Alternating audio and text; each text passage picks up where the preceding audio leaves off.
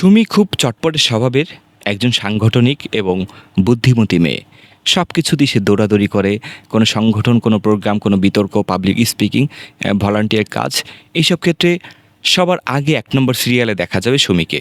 সেই সুমি মেয়েটি সম্প্রতি ডিজিটাল মার্কেটিং এবং গ্রাফিক ডিজাইন এই ধরনের একটি কোর্স করেছে।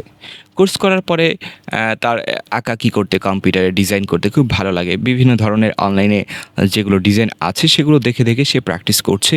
ফটোশপ সফটওয়্যার বা ইলাস্ট্রেটরে প্র্যাকটিস করছে।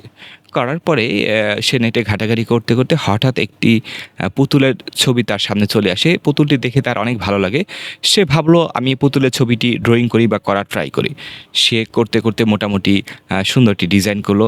তখন তার মাথায় আরেক ধাপ চিন্তা এলো যে ছবিটি তো ড্রয়িং করেছি, এটিকে কোনোভাবে যদি প্রিন্ট করা যায়, 3D প্রিন্টিং করা যায়। সে খোঁজখবর লাগালো, 3D প্রিন্টিং করে তার মন মতো কালার কম্বিনেশন দিয়ে একটি ডিজাইন করে 3D প্রিন্ট করালো এবং তার কম্পিউটারের পাশে রেখে দিল।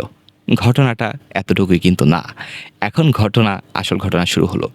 সে যেই পুতুলটির ছবি আসলে প্রিন্ট করেছে সেই ধরনের পুতুল দিয়ে ব্ল্যাক ম্যাজিক করা হয়। তখন সে পুতুলটি যেদিন রেখেছে 3D প্রিন্ট করে রাখার পরে, সেদিন রাত 3টার সময় হঠাৎ তার ঘুম ভেঙে যায়। তার মনে হলো পুতুলটি নড়াচড়া করছে। প্রথমত ভেবেছিল এটি হয়তো স্বপ্ন। সে নিজের শরীরে চিমটি কেটে দেখলো।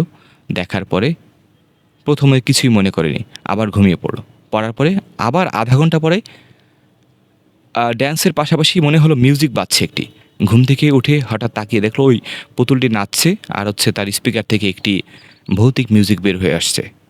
এরপরে সে ভয় পেয়ে যায়। সে ওঠার পরে সাথে সাথে পুতুলটি ফেলে দেওয়ার পর সেদিনকার রাতের মধ্যে কোনো সমস্যা হয়নি। সকালে ঘুম থেকে উঠে দেখে পুতুলটি তার জায়গায় স্থির হয়ে বসে আছে। সে রহস্যের সমাধান এখনও করতে পারেনি।